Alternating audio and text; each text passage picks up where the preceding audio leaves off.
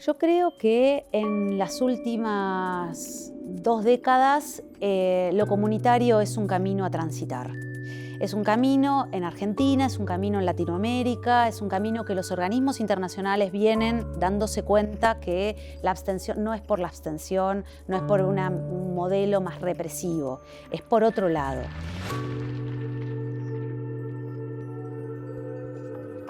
Conversaciones urgentes.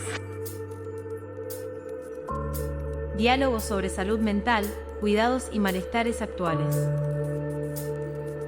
Ana Clara Camarotti, socióloga, docente de la Universidad de Buenos Aires, investigadora del CONICET, magíster en políticas sociales, doctora en ciencias sociales. Yo empecé a trabajar en temas de consumos problemáticos de drogas más o menos en el 2000. En el 2000 era un poco inimaginable pensar en los abordajes que estamos llevando a cabo ahora, que tienen que ver con abordajes integrales y comunitarios. En el momento en el que yo empiezo a trabajar, los consumos de drogas, las respuestas que se daban eran fundamentalmente abstencionistas. Abstencionista significa que las personas tenían que dejar de consumir drogas, que no había un camino para poder pensar la regulación en los consumos, sino que cualquier persona que decidiera o no consumir más tenía que internarse en una comunidad terapéutica. Lo que se iba viendo, y esto tiene que ver con una respuesta de un modelo y un paradigma más represivo que está impulsado por los Estados Unidos en el tratamiento y el pensar, el significar a los consumos de drogas. Y en torno a cómo vos los pensás, es las respuestas que vas dando. Entonces esas respuestas eran respuestas abstencionistas, respuestas punitivas. En cambio, lo que empezó a verse en las estadísticas y en los resultados de las investigaciones era que las personas no accedían a los tratamientos, que las personas se sentían muy estigmatizadas, entonces cosa que hacía que no lleguen a buscar algún tipo de tratamiento y que no accedan fundamentalmente. Y entonces a partir de ahí se empezó a pensar en otras maneras posibles de encarar a los consumos problemáticos de drogas.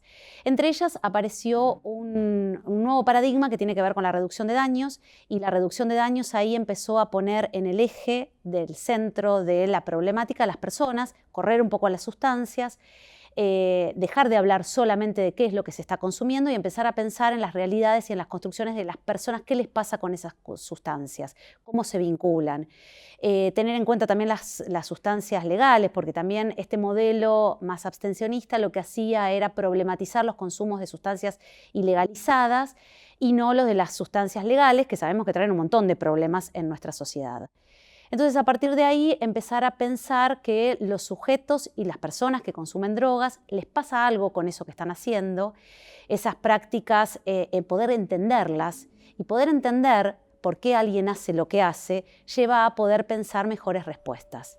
En esas respuestas es que se empezó a tener en cuenta la variable de lo comunitario, que viene también un poco de la mano y del surgimiento de esta línea de reducción de daños, ¿no? Entonces, bueno, lo comunitario empezó a involucrar más actores, empezó a pensar en esta necesidad de vincular las redes en los territorios, la integralidad de las respuestas. Las respuestas ya no tienen que ser pensadas desde la medicina, desde la sociología, desde la psicología de manera separada y como en formatos estancos, sino que tenemos que ser las distintas profesiones y las propias personas que padecen este tipo de problemáticas los que empezamos a pensar y a diseñar las respuestas de manera conjunta.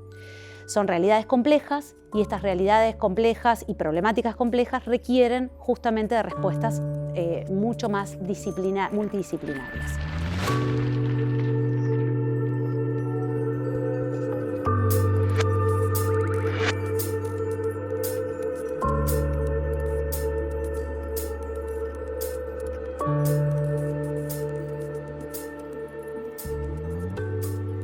Lo comunitario empieza fundamentalmente, este tipo de respuesta empieza en el calor de los territorios, ¿no? Las propias personas que se daban cuenta que las respuestas que estaban teniendo no eran suficientes. Muchas veces comedores barriales que llegaban muchísimas problemáticas o distintas problemáticas de consumo, escuelas. Entonces empezaron a darse cuenta que había que construir otra respuesta, que había que pensar de otra manera los consumos. Esto no fue solo en Argentina, esto es un movimiento y un tipo de respuesta que se empieza a dar en Latinoamérica. Y en la necesidad de empezar a pensar y a construir de otra manera, de una manera diferente. Estas distintas respuestas que empiezan a pensarse en el calor de lo comunitario, empieza a también pensarse cómo proyectarlas. Entonces, cómo salir de esta situación más artesanal, de respuesta artesanal, a pensarse también en política pública. Lo interesante y de lo que vengo viendo en los territorios es que es necesario, como esta política de abajo hacia arriba, las respuestas desde lo territorial, llevarlas a la política pública y muchas veces también de arriba hacia abajo. Entonces, cómo combinar esas dos cosas y cómo hacer que esto tenga una extensión mayor. En el inicio era una fuerza de las organizaciones que estaban pensando y llevando a cabo esto. En Argentina, puntualmente, más o menos en fines del 2010, empieza a pensarse más como política pública. Y esto tiene que ver con organizaciones que empezaron a propiciar y empezaron a militar este tipo de respuesta y a decir y a demandarle al Estado, como respuesta necesaria y mostrar un poco la efectividad en este tipo de respuestas. Y el Estado empezó a tomarla. Entonces ahí se hizo un trabajo en Argentina puntualmente muy bien articulado entre organizaciones y Estado, que la buena articulación de eso va mostrando que durante 4 gobiernos estamos sosteniendo este tipo de respuestas que son las casas de acompañamiento comunitario, que es un modelo diferente al de comunidades terapéuticas, que si bien incorpora, porque es construir un sistema de respuestas, y dentro de ese sistema de respuestas tenemos estas que tienen que ver con lo comunitario, pero también están dando respuesta a las comunidades terapéuticas, porque hay veces que vos tenés una primera escucha en las casas de atención comunitaria, en algún momento requerís un tipo de atención mayor, y ahí necesitas una casa convivencial, pero después cuando vos terminás un tratamiento, ese barrio muchas veces sigue siendo el mismo barrio y el consumo sigue estando a la mano del que vuelve, y el que vuelve no tiene trabajo, y el que vuelve no tiene... Entonces vos volvés a necesitar esa red de lo barrial para que ese pasaje vuelva a ser un pasaje en donde haya integración. Entonces vos necesitas trabajar con las comunidades en todo sentido. Necesitas trabajar con las comunidades para que puedan no estigmatizar el consumo, para que puedas planificar y pensar una proyección y un trabajo desde lo laboral, la vivienda. Cuando decimos son problemáticas complejas es porque muchas veces la respuesta no es solo el consumo. El consumo es un problema, pero muchas veces si vos no resolvés otros problemas que anteceden al consumo problemático, es muy difícil. Entonces vos tenés que resolver vivienda, vos tenés que poder resolver trabajo, y después, a partir de que eso empieza a resolverse, es que alguien puede o empieza a pensar que el consumo no es una opción. Dentro de esto también pienso en cantidades de experiencias de mujeres con sus hijos que están en situaciones de consumo, que perdieron la tenencia de sus hijos, y esto es un impulso para que vos no dejes de consumir. Entonces lo primero que vos querés es poder vincularte con tus hijos.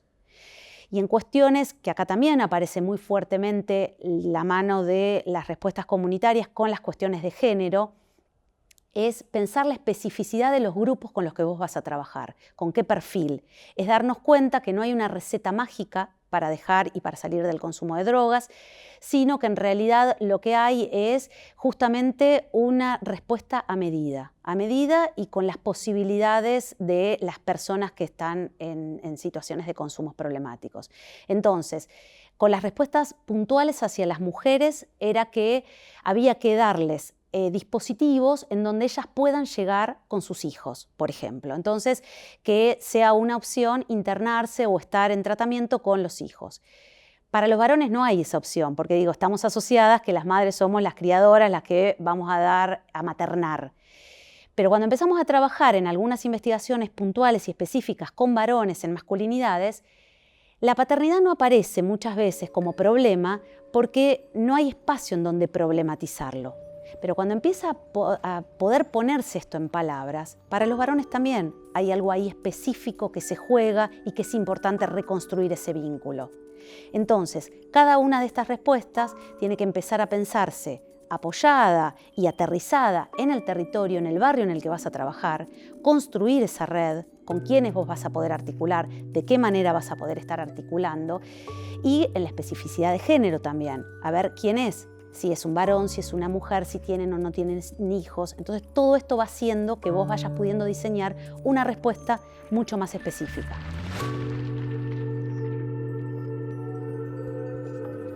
Conversaciones urgentes. Diálogos sobre salud mental, cuidados y malestares actuales. Ana Clara Camarotti, socióloga, docente de la Universidad de Buenos Aires, investigadora del CONICET, magíster en políticas sociales, doctora en ciencias sociales. Nosotros desde la investigación hay algo que se plantea y es romper con algunos estereotipos, ¿no? Con algunos formatos y representaciones sociales en torno a los consumos. Entonces decimos, bueno, hay una asociación muy fuerte con jóvenes de sectores bajos que consumen drogas, que reproducimos en las propias investigaciones. En las propias investigaciones terminamos trabajando por lo general con varones de sectores bajos que consumen drogas. Hay muy pocos resultados de investigaciones que den cuenta de qué pasa en sectores medios, que den cuenta qué pasa en población adulta. Seguimos asociando solo los consumos en los jóvenes. Ahora, yo trabajo bastante en espacios de vulnerabilidad y ahí tenemos un desafío, porque también hay una realidad y es que muchas veces los consumos se tornan más rápidamente en consumos problemáticos en espacios de alta vulnerabilidad. ¿Por qué es esto? Porque se suma la falta de trabajo, porque se suma la falta de vivienda, porque se suma las trayectorias interrumpidas educativas. Entonces todo esto va haciendo que en algún punto el Estado y las organizaciones hagan foco en estos espacios de alta vulnerabilidad. Desde ahí es que venimos trabajando fuerte, que venimos aprendiendo. Nosotros veníamos desarrollando un modelo teórico que le pusimos el nombre de modelo integral comunitario. En la práctica concreta nos encontramos con una experiencia de los curas villeros en la ciudad de Buenos Aires que ya venían dando respuesta en esta línea y que venían haciendo en lo territorial lo que nosotros veníamos un poco escribiendo desde la teoría. Ahí fusionamos y trabajamos muy bien en esta interacción entre teoría y práctica. Y aprendimos un montón, aprendimos que, fundamentalmente esto, ¿no? Que es necesario que el problema de los consumos no es un problema de una persona ni de su familia, que es un problema comunitario, que la respuesta tiene que ser construida en el calor de lo comunitario, que no es en el aislamiento, que se necesita el vínculo, que necesitamos reconstruir lazos sociales, que es clave y fundamental pensarnos y pensar a los consumidores, pensar a los problemas de padecimiento de salud mental desde una lógica mucho más solidaria, integradora. Hay que reconstruir justamente espacios de encuentro, porque lo primero que empieza a aparecer con estas problemáticas es situaciones de mucha soledad, de aislamiento y de soledad. Y esto es lo que intenta combatir el empezar a pensar desde otro modelo. Es reconstruir justamente la posibilidad de encuentro y de vínculo con estos otros.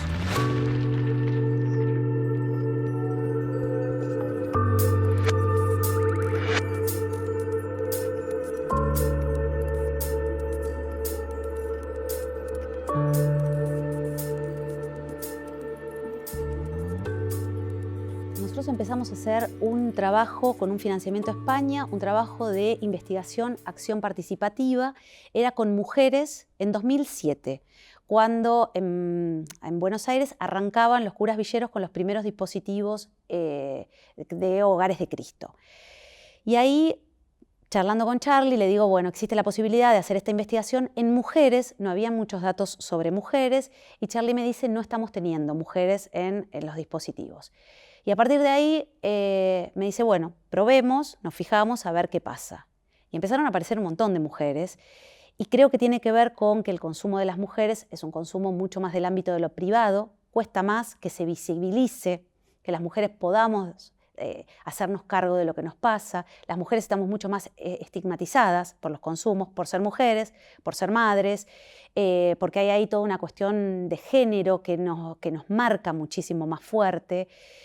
Entonces es un desafío y es una necesidad que se construyan estas respuestas pensadas y bien específicas para las mujeres y que contemplen las cuestiones que tienen que ver más con nosotras, ¿no? Y entonces en ese sentido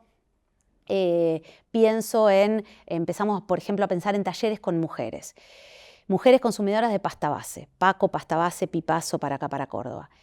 Y si vos ponías un centro y un taller para mujeres consumidoras de pasta base, era un piantaboto. Es imposible que las mujeres se acerquen a un dispositivo con estas características. Entonces lo que empezamos a hacer, y tal vez con varones sí se acercan, entonces lo que empezamos a hacer es empezar a pensar en talleres de fotografía, ¿no? Dentro de las primeras respuestas que dimos ahí un poco en parcería, en cooperación con los curas villeros, fue armar un centro de fotografía, un espacio de fotografía en donde reflexionábamos. La fotografía era una excusa para pensar en los consumos. Y entonces a partir de ahí las mujeres sí se animaron a acercarse. Las mujeres tenemos mucha menos contención. Las parejas nos dejan de lado cuando somos consumidoras, las familias nos dejan de lado. Los varones vos encontrás que la madre está acompañando ese proceso, que hay una pareja que acompaña. En cambio, las mujeres estamos mucho más solas. Entonces, en ese sentido, fue importante armar un espacio en donde se animen a participar y a partir de ahí se animen a empezar a contar qué es lo que les está pasando.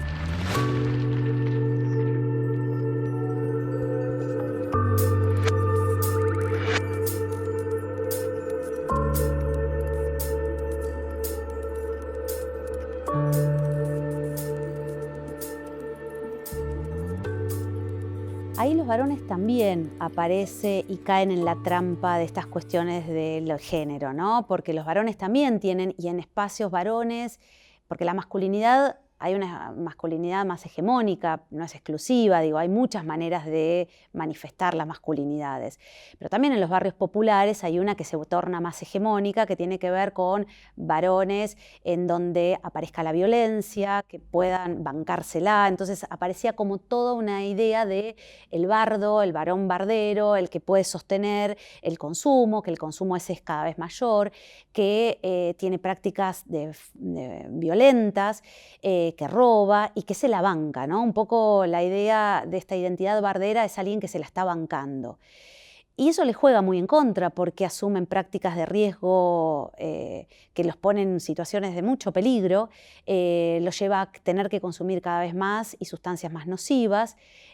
Por eso es que también las mujeres consumimos en las estadísticas drogas más legales y algunas drogas que pueden ser ilegales, que pueden ser psicofármacos sin prescripción médica, pero que no son tan nocivas, que no son tan arriesgadas. Los varones tienen que arriesgarse mucho más. Y queda ahí la incapacidad, la imposibilidad de hablar de ciertos temas, de cierta sensibilidad que no puede aparecer. Entonces, por eso hace un rato decíamos esto de la paternidad.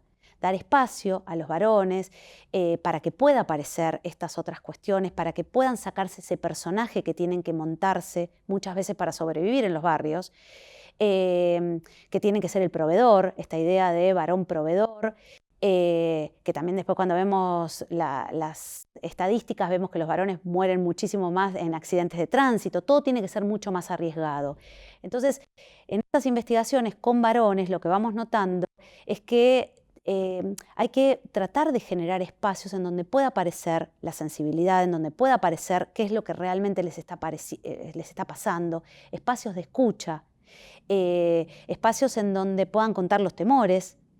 Y en algún punto en las investigaciones que llevamos a cabo, si bien los dispositivos no planteaban específicamente un trabajo con las masculinidades, sí como eran dispositivos religiosos, aparecía una deconstrucción, un desarmar esta identidad bardera que a los varones en algún punto los protegía también, ¿no? Los protegía de no tener que asumir tanto riesgo, pero a la vez también la pregunta que nos quedaba después de esas investigaciones era ¿con qué nuevas herramientas van a enfrentarse en el barrio? Porque no es tan sencillo desarticular todo un esquema de violencia que es un esquema que aparece y que te defiende y que te permite subsistir en esos escenarios. Entonces, no a eso, ¿de qué manera construir otras herramientas para estos varones para que puedan también sostener sus masculinidades en los barrios, por ejemplo?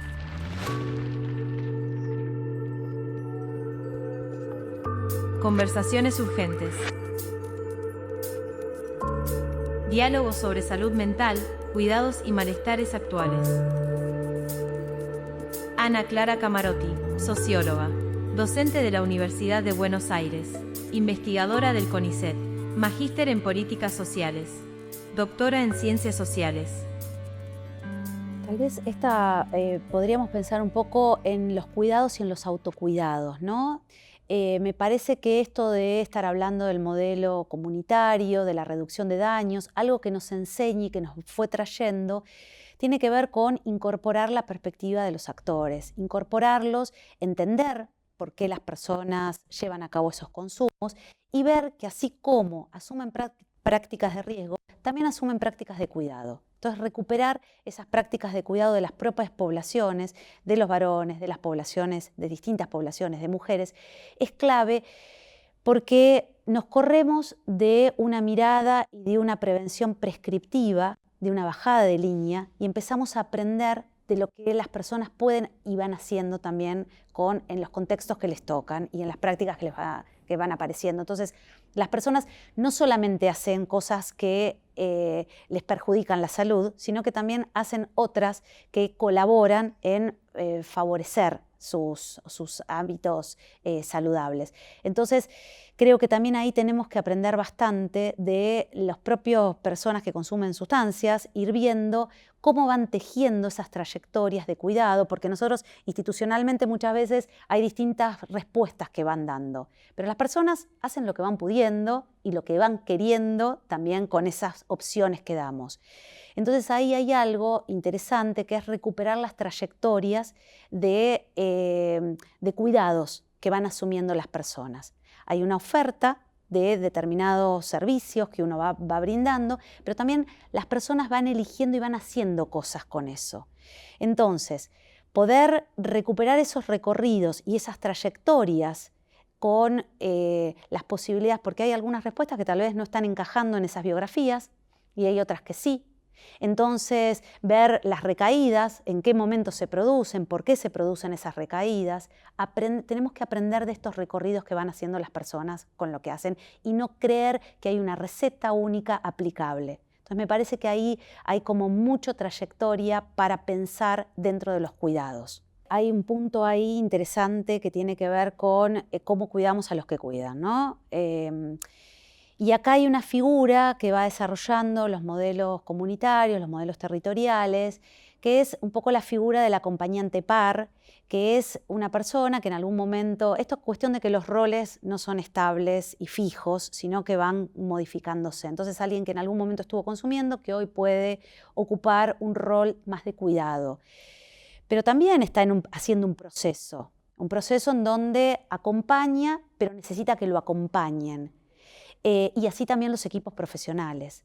Entonces me parece que acá alguna de las pistas, alguna de las claves es en cómo vamos acompañando a estas personas y en que las decisiones no son en individual. Acá, como aprendimos que la respuesta es desde lo comunitario, la respuesta no es nunca en el 1 a 1. La respuesta es: vos tenés un equipo y vamos ensayando respuestas posibles. Entonces me parece que ahí hay una clave importantísima, y es que las respuestas tienen que ser diseñadas, pensadas, debatidas dentro de los propios equipos y ver las mejores respuestas, ensayar estas respuestas. Ensayar, digo, pensar, ¿y si vamos por acá o vamos por este otro lado? Porque entonces ahí la responsabilidad no queda en un mano a mano. Podemos escuchar a ese otro que también trae una historia, viene pidiendo una ayuda, viene pidiendo un acompañamiento, pero trae toda una trayectoria. Entonces, que para poder dar una respuesta, primero tenés que escuchar y conocer esa trayectoria. Y después, dentro del propio equipo, pensar en una respuesta posible. Ir viendo si se adecua o no a la vida, a la biografía de esta persona.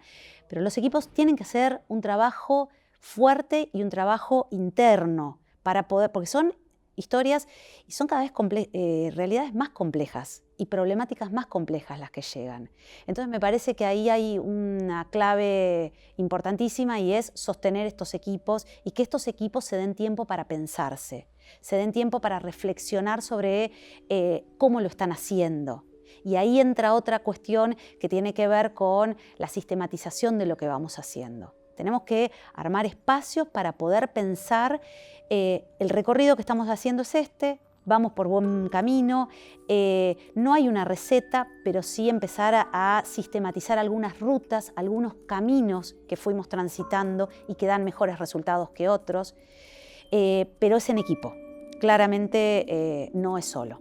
Esto requiere de otros y requiere también el pensar la articulación entre equipos profesionales, entre acompañantes pares, entre las propias personas que están haciendo el tratamiento. Entonces ahí hay que hacer una articulación y un trabajo de mucho acompañamiento.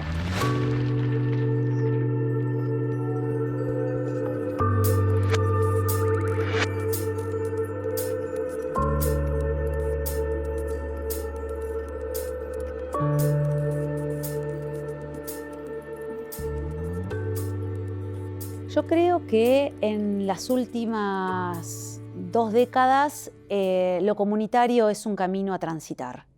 Es un camino en Argentina, es un camino en Latinoamérica, es un camino que los organismos internacionales vienen dándose cuenta que la abstención no es por la abstención, no es por un modelo más represivo, es por otro lado. Argentina está haciendo un lindo recorrido. Yo me llevo una revitalización muy fuerte en Córdoba. Córdoba, la verdad es que está haciendo también un recorrido interesante y Córdoba introduce una articulación muy fuerte entre el Estado y las organizaciones de la sociedad civil, que es por ahí, para mí es por ahí.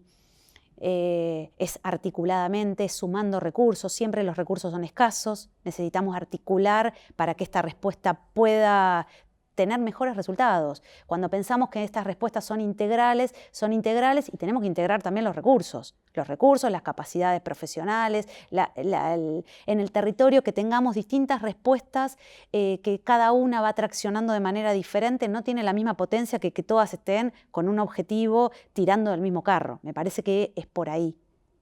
Córdoba está haciendo un muy lindo recorrido en ese sentido. Se está trabajando muy bien. Yo es la segunda vez que vengo acompañando, digo, presencial y que hacemos como un recorrido con los equipos técnicos que, bueno, hay mucho compromiso. Eso también me parece muy interesante. Hay mucho compromiso. Hay una apuesta por este tipo de respuestas, hay una necesidad y un pedido para capacitarse, para pensar, porque también hay mucho de creatividad. Entonces, que esa creatividad requiere que vaya sistematizándose cada vez más lo que se va haciendo. Para poder armar red, requerimos como un piso mínimo en donde más o menos nos pongamos de acuerdo, ¿no? Vamos a articular, pero tenemos que articular teniendo algún horizonte en común. Si no tenemos algo en común, es difícil articular. Entonces, también tenemos que dar tiempo y para mí ahí funcionan muy bien las mesas intersectoriales, ¿no? En donde vos sentás cultura, deporte. A ver, en el barrio, ¿qué hay? ¿Qué respuestas de qué lugares podemos nutrirnos? ¿A quién queremos invitar a que forme parte de la construcción de este sistema de respuestas? Pero ahí hay que trabajarlo, no se da naturalmente. Hay que partir y pensar un mínimo de acuerdos, cómo estamos pensando las problemáticas, por dónde queremos ir, cómo vamos a darnos esta estrategia. Entonces hay que trabajarlo, no es tan sencillo y tan natural eso, me parece.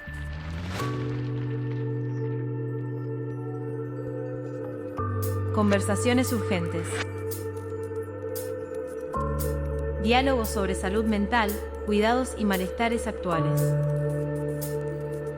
Ana Clara Camarotti, socióloga, docente de la Universidad de Buenos Aires, investigadora del CONICET, magíster en políticas sociales, doctora en ciencias sociales. Estamos en un contexto difícil, muy difícil. La salud parece que ya no es un derecho. Es como que sentimos que vamos para atrás, al menos en lo discursivo y muchas veces en lo presupuestario. Yo soy investigadora de CONICET también, estamos con muchísimas dificultades de financiamiento. Yo manoteo como puedo optimismo, ¿no? Porque no puedo hacerlo de otra manera. Creo que lo que se va gestando es muy importante, lo que se gestó y lo que se intenta sostener es clave. Que hay que seguir para adelante, hay que tener como fuerza para seguir sosteniendo estos equipos. Pero bueno, por momentos se hace difícil y considero que, bueno, que hay que seguir pensando desde una perspectiva de derechos. ¿no? Estos los derechos conquistados, hay que seguir peleando, hay que seguir poniendo estas cuestiones en la mesa de discusión, hay que seguir pidiendo financiamiento. Y acá lo más importante es que me parece que no tenemos que perder la vinculación con los otros. Entonces tenemos esta idea de nadie se salva solo. No podemos de manera individual. El retroceso tiene que ver a meternos en nuestras casas y a creer que la salvación es individual.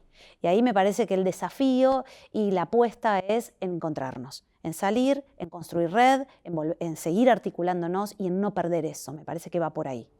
Nosotros un poco el paradigma comunitario intenta decir el problema de los consumos no es un problema de seguridad, es un problema de salud, es un problema de desarrollo social, va por otro lado.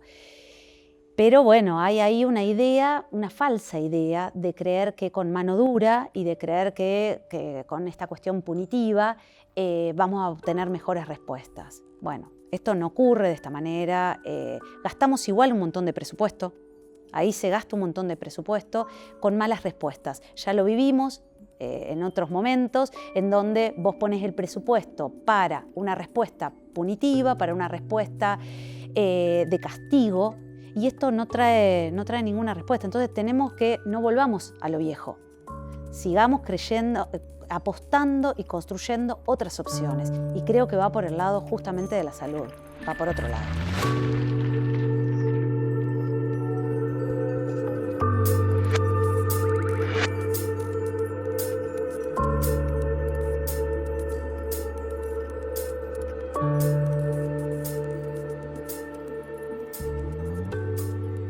Y a la salud mental comunitaria le pondría encuentro, le pondría como palabras claves, ¿no? Le pondría esta idea de que no es aislamiento, ¿no? Es porque muchas veces estas problemáticas dan miedo. Y lo que termina ocurriendo es que las personas que las padecen terminan aisladas, solas, no es por ahí. Es justamente en el calor del encuentro con los otros, es en las posibilidades de tejer y de entrelazar con otros y de aprender. Hay una experiencia en Francia justamente de salud mental en donde en los primeros procesos de la desmanicomialización, en donde lo que se buscaba era para cambiar las representaciones sociales en torno a la locura, era, hoy diríamos a las enfermedades de padecimiento de salud mental, padecimiento de salud mental, era justamente que las personas, no encerrarlas, sino que las personas estén y formen parte de las comunidades. Y empezar a ver también entre todos cómo construimos y cómo pensamos las diferencias, cómo integramos. Es desde la integración, es desde este lugar de encuentro con este otro, de aprender que el otro es diferente, que todos somos diferentes. Y me parece que va por ahí, en alianza con otros, nunca en aislamiento. Hay que seguir construyendo desde lo territorial, porque desde lo territorial es desde donde aprendemos, es desde donde también nos desafía, a mí que vengo del ámbito también académico, nos desafía porque es ahí donde vos tenés que dar la respuesta y en donde vos vas viendo que lo que estás pensando sirve o no sirve, en donde te desafía. Es el territorio en donde vos podés tener un montón de títulos, pero si vos lo que proponés no sirve, no alcanza, entonces ahí te confronta con una mirada de otras cuestiones en donde uno va aprendiendo. Entonces me parece que no hay otra opción, me parece que es justamente en donde las personas están necesitadas de respuestas, en donde tienen que formar parte de ello y tenemos que pensar ahí como una salida y una posibilidad. Entrevista a Ana Clara Camarotti. Otra entrega del ciclo Conversaciones Urgentes. Diálogos sobre salud mental, cuidados y malestares actuales. Subsecretaría de Salud Mental y Adicciones de la Municipalidad de Córdoba.